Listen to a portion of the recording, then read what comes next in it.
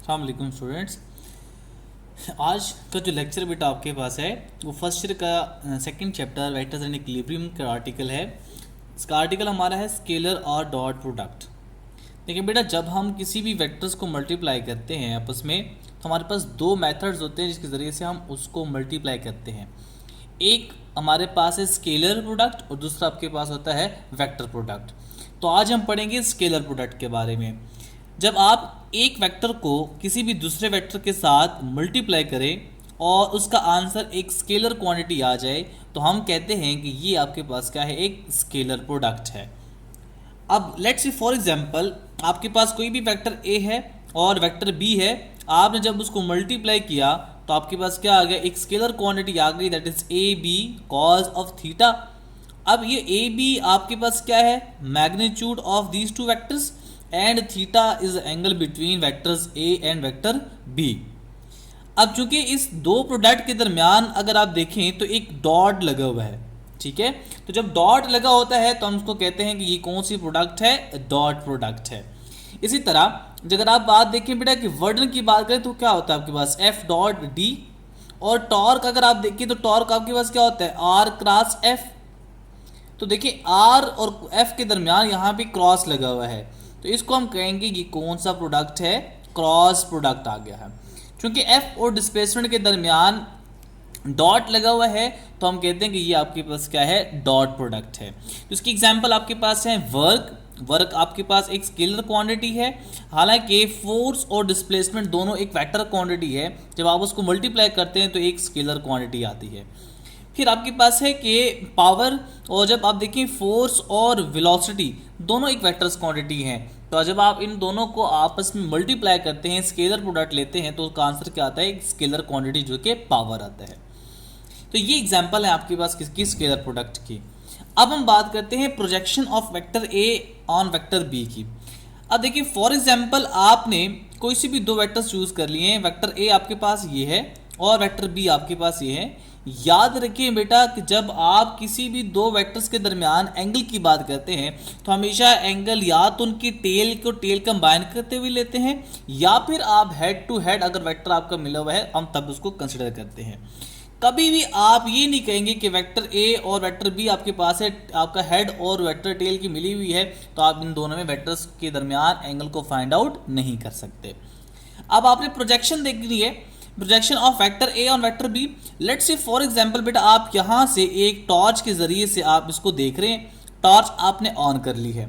अब जब टॉर्च आपने यहाँ पे ऑन कर लिया है तो अगर आप देखेंगे तो इस वेक्टर ए का कुछ साया वेक्टर बी के ऊपर पड़ेगा, इसको हम कहेंगे ये क्या है, projection of vector A on vector B. तो ये एंगल थीटा है। जब आप इसको कंपोनेंट्स में डिवाइड करेंगे तो ये आ जाएगा ए साइन ऑफ थीटा, और जब आपकी ये साइड कौन सी बन जाएगी, ए कॉस ऑफ थीटा। यानी ए कॉस थीटा आपका वो आपके पास कंपोनेंट है वेक्टर ए का जो किसके अलोंग जा रहा है, वेक्टर बी के ऊपर मौजूद है उसका कुछ हिस्सा। मैथमेटिकली हम कैसे इसको फाइंड आउट करते हैं, जब आप किसी भी दो वेक्टर्स के दरमियान प्रोजेक्शन की बात करते हैं तो देखिए बेटा आपके पास क्या आता है, A vector dot B vector is equals to A B cos of theta. चूंकि हम projection of vector A on vector B find कर रहे हैं तो हम लिखेंगे कि A cos theta is equals to A vector dot B vector divided by क्या आ जाएगा, बी आ जाएगा। अब हम इस बी को हम इस तरह भी लिख सकते हैं, क्योंकि देखिए वेक्टर आपके पास ये है बी और उसको हम डिवाइड कर रहे हैं मैग्नीट्यूड के साथ, तो ये आपका एक यूनिट वेक्टर बन जाता है। तो इसको हम इस तरह भी लिख सकते हैं कि A cos theta is equals to A vector into B unit vector. ये भी आपके पास एक फॉर्मूला बनता है, एक एक्सप्रेशन बनती है। अब हम देखते हैं बेटा कि projection of vector B on A vector. Let's ये कोई भी एंगल थीटा बना रहे हैं दोनों वेक्टर्स ए और बी आपस में।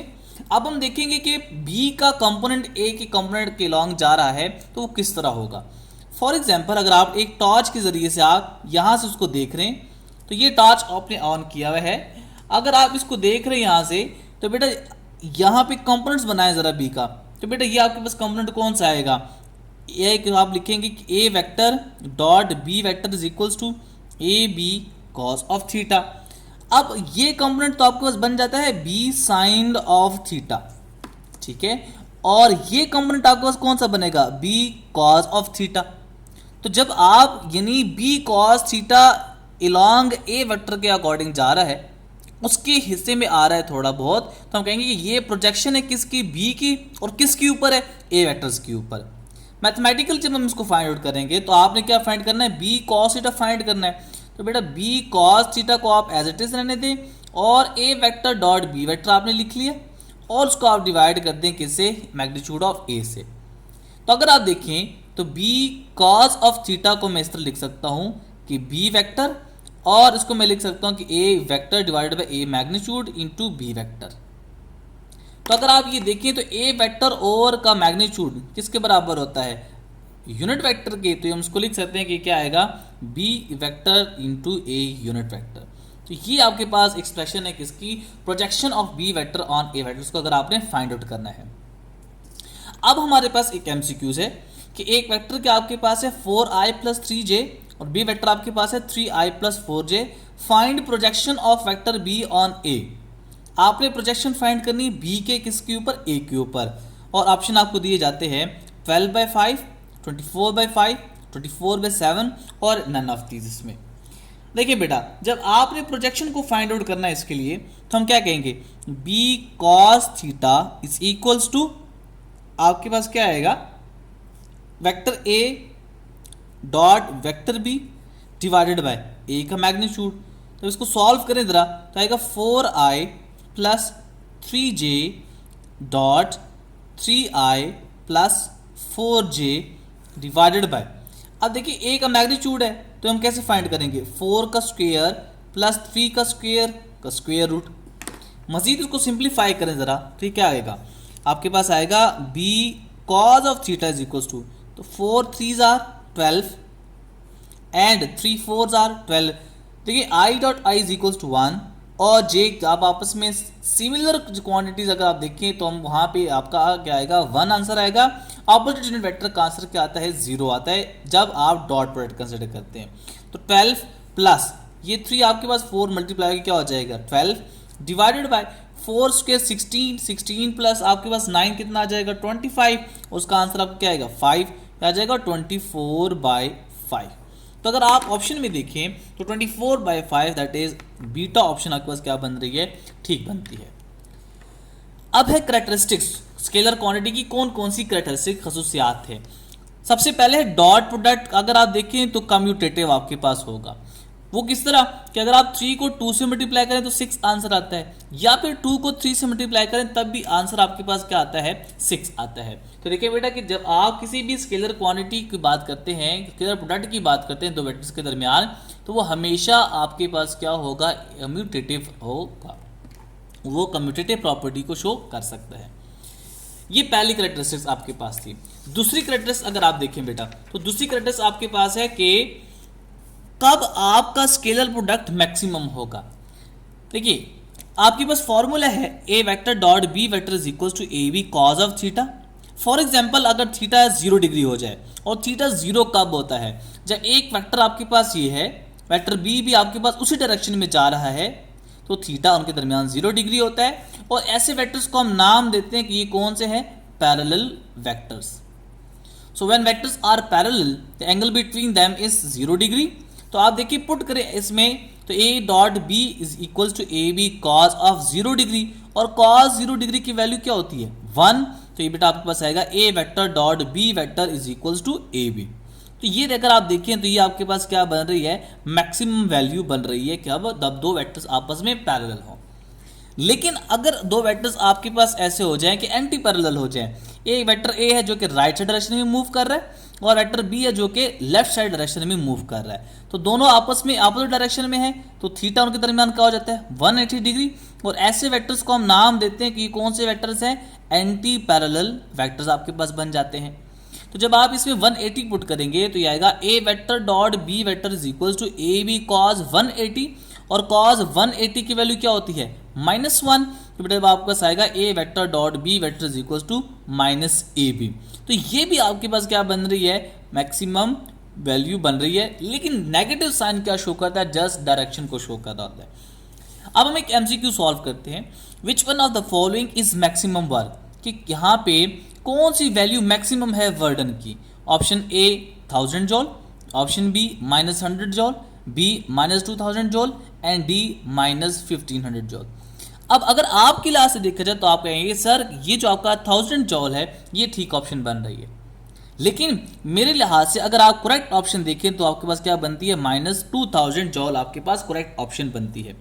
वो कैसे बनती है बेटा, कि यहाँ पे देखिए यहाँ सबसे ज़्यादा वैल्यू आपके पास 2000 की आ रही है। तो बेटा मैग्नीट्यूड अगर आप बात करें, भी हमने बात की कि अगर आपका एंगल 180 हो जाए तो उसमें -a भी मैक्सिमम वैल्यू होता है, जस्ट उसकी डायरेक्शन अपोजिट होती है। तो अगर मैग्नीट्यूड बात करें तो 1000 जॉल आपका क्या आ रहा है, मैक्सिमम आ रहा है। अगर आप किसी भी बॉडी को, यहाँ पे आपका रेफरेंस पॉइंट है O, अगर इस ऑब्जेक्ट को आप यहाँ पे लेके आते हैं और आपको वर्डन करना पड़ रहा है 2000 जॉल, और अगर मैं इस आपकी बात करूं कि आप कह रहे हैं कि इसको राइट साइड पे लेके चला जाए, लेकिन मैं इसको लेफ्ट साइड पे लेके चला जाऊं, तो मैं अगर डिस्प्लेसमेंट सेम कवर हो रहा है और 1000 जॉल आपके पास आ रही है, तो देखिए आपके लिहाज से मैंने इसको अपोजिट डायरेक्शन में मूव किया तो मैं -2000 लिखूंगा, लेकिन दोनों का अगर आप देखिए वर्डन तो क्या है, वैल्यू क्या है, सेम है। तो इसलिए हम कहेंगे कि -2000 जॉल आपके पास क्या है, ये करेक्ट ऑप्शन बनती है। अब वो करेक्टनेस आपके पास है कि कब आपका जो वेक्टर्स के स्केलर प्रोडक्ट लेंगे तो वो मिनिमम आ जाए, when theta is equal to 90 degree. यानी अगर आप देखें कि वेक्टर आपके पास ये है और वेक्टर आपके पास बी ये है, दोनों के दरमियान 90 डिग्री एंगल बन रहा है, तो इस केस में हम इनको कहते हैं कि these are perpendicular vectors to each other, ये दोनों आपस में परपेंडिकुलर हैं। तो जरा पुट करें थीटा 90 डिग्री, ये बनेगा A vector dot B vector is equal to A B cos 90 degree, और cos 90 की वैल्यू क्या होती है, 0। तो अगर आप देखेंगे तो दो वेक्टर्स का स्केलर प्रोडक्ट आपका क्या आ रहा है, यहाँ पे मिनिमम बन रहा है। ठीक है, तो जब आपके दो वेक्टर्स परपेंडिकुलर होंगे तो उनका जब आप स्केलर प्रोडक्ट लेंगे तो उसका आंसर क्या आएगा, 0 आएगा। एक एमसीक्यू सॉल्व करते हैं। Self product of vector is, कि अगर आप एक वेक्टर ए है उसका सेल्फ प्रोडक्ट आप कंसिडर करें तो उसका आंसर क्या आएगा। ऑप्शन ए है 0, बी है 2a, सी ऑप्शन है a² और डी ऑप्शन आपके पास है ऑल ऑफ दीज। तो देखें जब आप स्केलर प्रोडक्ट की बात करते हैं तो दो सिमिलर वेक्टर्स के दरमियान i dot I is equals to या j डॉट जे या k डॉट के, उनका स्केलर प्रोडक्ट किसके बराबर आता है, 1 के बराबर आता है। इसी तरह i डॉट जे या फिर आप j डॉट के की बात करें या फिर k डॉट आई की बात करें, इनका आंसर क्या आता है, 0 आता है। जब आप एक वेक्टर आपके पास है A vector dot A vector, यानी आप बी वेक्टर्स को भी ए ही कंसिडर कर रहे हैं, तो क्या आएगा, ए कॉस थीटा, और ए कॉस थीटा a² बन जाएगा। अब देखिए जब आपका एक ही वेक्टर है, यानी एक वेक्टर आपके पास ये ए है, तो उसी वेक्टर का आपका आपस में सेल्फ प्रोडक्ट ले रहे हैं, तो उनके दरमियान दोनों आपस में क्या होंगे, पैरेलल हो जाएंगे, यानी 0 डिग्री आपके पास आ जाएगा एंगल। तो cos 0 की वैल्यू क्या होती है, 1, तो आंसर आपके पास आएगा a²।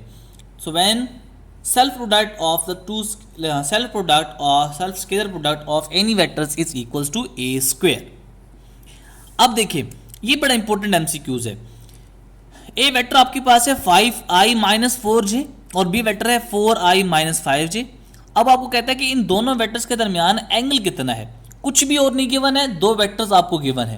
तो याद रखें ऐसी कंडीशन में अगर आपको कहीं भी दो वेक्टर्स कंसीडर कर दिए जाएं और आपको कहा जाए कि आप इन दोनों के दरमियान एंगल बताएं, तो हमेशा आपका स्केलर प्रोडक्ट प्रेफरेबल होता है उस एंगल को फाइंड आउट करने के लिए। ऑप्शन में आपके पास 0 डिग्री, 45 डिग्री, 90 डिग्री और 120 डिग्री आपके पास है। सॉल्व करते हैं जरा बेटा, इसको सॉल्व कर लेते हैं जरा। देखिए A vector dot B vector is equals to क्या होता है, A B cos of theta. हमने थीटा की वैल्यू फाइंड आउट करनी है, तो cos theta is equals to A vector dot B vector divide by क्या बन जाएगा, A B. So cos theta is equals to, देखिए ए वेक्टर की वैल्यू 5 आप पुट करें जरा, 5i-4j डॉट बी वेक्टर आपके पास क्या है, 4i-5j divided by A B को आप एज इट इज रहने दें, इसको मैं बाद में सॉल्व करता हूँ। तो ये आएगा cos theta is equals to ये 5i और 4j मल्टीप्लाई क्या आ जाएगा 20 और माइनस बाकी i डॉट जे 0 हो जाएगा। तो अब j डॉट जे 4 अगर आप देखें यहाँ पे क्या आपके पास वैल्यू क्या है यहाँ पे कि 5i-4j। इसी तरह अगर आप 4j को आप अगर मल्टीप्लाई करेंगे 5j से तो क्या आ जाएगा 20 डिवाइडेड बाई ए बी, ये बेटा आपका आएगा 0 divided by A B, cos theta की वैल्यू। तो अगर आप देखिए तो cos theta is equal to क्या आ जाएगा आपके पास 0 डिग्री, तो theta is equal to cos 0 आ जाएगा, theta is equal to cos inverse 0। तो जब आप कॉस इनवर्स 0 की वैल्यू फाइंड करेंगे तो थीटा की वैल्यू कितनी आ जाएगी 90 डिग्री। तो अगर आप देखें बेटा इसमें जो ठीक ऑप्शन बन रही है वो क्या बन रही है, वो 90 डिग्री ठीक बन रही है। अब दूसरे देखें कि एमसीक्यूज है, at what angle magnitude of dot product of two vector is half of its maximum value, और एंगल है 30 डिग्री 45 डिग्री और 60 डिग्री और 180 डिग्री। अब आप देखें कि वो कह रहा है कि दो वेक्टर्स का डॉट प्रोडक्ट किस एंगल के ऊपर उसके हाफ ऑफ मैक्सिमम वैल्यू के बराबर होगा। तो देखिए ये आपको कंडीशन गिवन कर रहा है कि ये हाफ हो जाएगा और ए बी कॉस थीटा आपने क्या लिख लिया एज इट इज लिख लिया। तो अब ए बी से कैंसिल हो जाएगा, so cos theta is equals to क्या बन जाएगा 1/2, तो theta is equals to cos inverse of 1/2। तो जब आप cos inverse of 1/2 find out करेंगे तो ये आपके पास आएगा 60 डिग्री। तो आपका 60 डिग्री के एंगल के ऊपर आपका ये मैक्सिमम प्रोडक्ट जो आपका डॉट प्रोडक्ट आ रहा है वो half of its maximum value के बराबर आएगा। तो ये बेटा आपके पास इस स्केलर प्रोडक्ट के बारे में, उम्मीद है आपको लेक्चर समझ आया होगा बेटा। नेक्स्ट लेक्चर में एक और आर्टिकल के साथ हाजिर होंगे, तब तक के लिए बेटा फिर अल्लाह हाफिज़।